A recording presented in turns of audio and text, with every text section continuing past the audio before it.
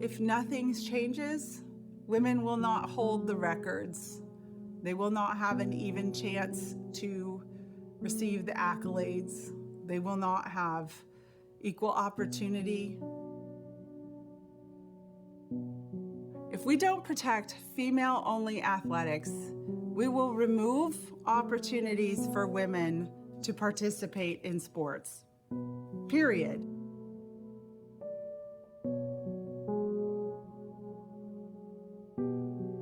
I am the mother of a daughter who is currently swimming in the Ivy League and has raced Leah Thomas.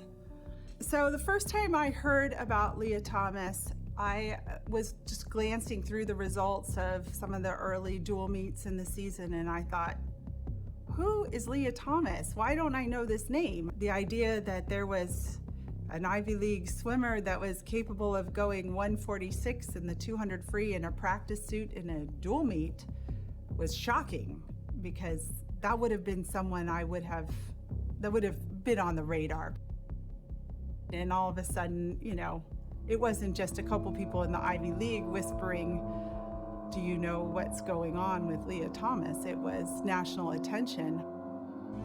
Well, controversy at the University of Pennsylvania, where a transgender swimmer University of Pennsylvania swim team members sent a letter to school and Ivy League officials another race expressing over the concern weekend, about winning her third Ivy League title in 3 days and setting 5 records. Holy cow, we're going to talk about a male swimmer, a full-grown male,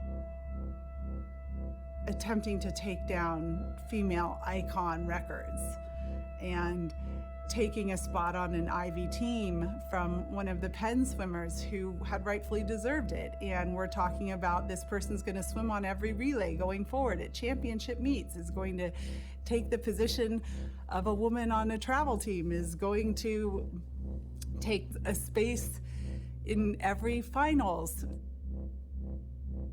At the start of the season, the girls thought that, of course, this isn't right. They thought that the universities would recognize that there was a problem and that they shouldn't have to be competing against a male, a full-grown male, in order to win races or have opportunities. As the year went on, it became clear that they weren't going to change anything.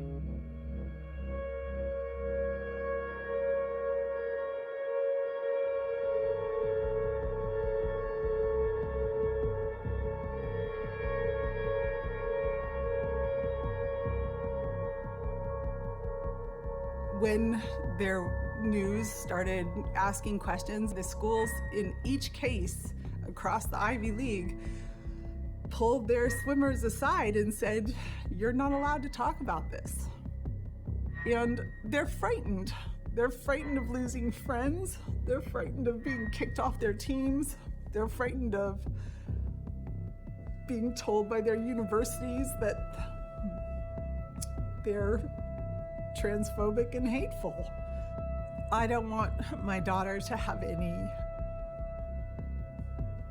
repercussions based upon my desire to speak out for sex-based rights and representation for women.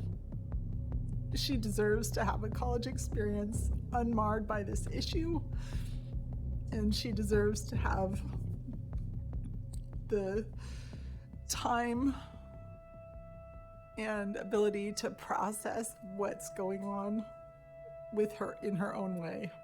I feel terrible for the girls that are sorry.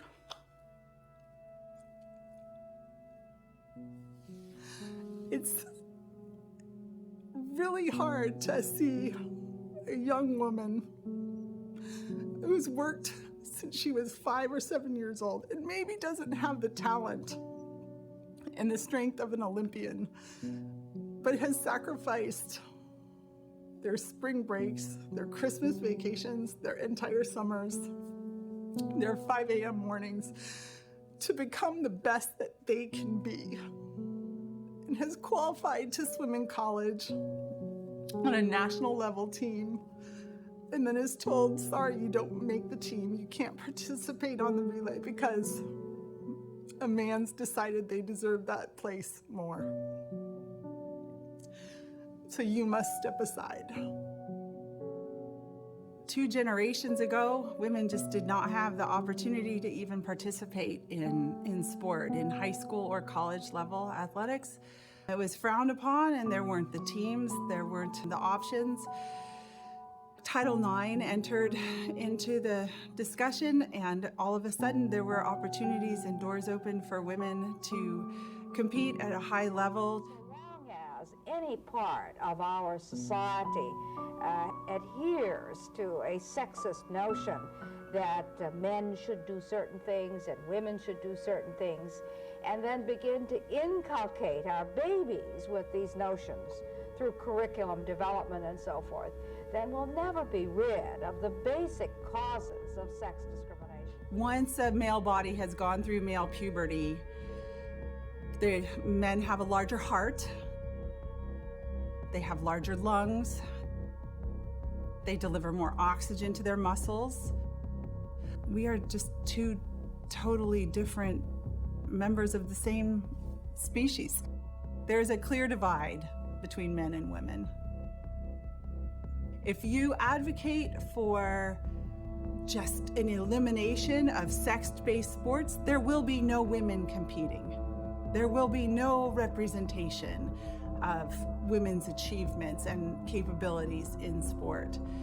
We have to be able to recognize what is a woman, what is a female, and we have to be willing to recognize that these differences between us biologically matter. They matter to how society treats us, they matter to the limitations of what we're able to do physically, and they matter to how we're treated as individuals. We can't just ignore that they exist. And we're headed down a path here where our biological differences from men are going to be swept under a rug. At the end of the day, I hope that the IOC, the NCAA, and governing bodies of sport all recognize that women are women. We can't shrug off our sex. Men are men. They can't shrug off their sex. And women's sports is protected for females.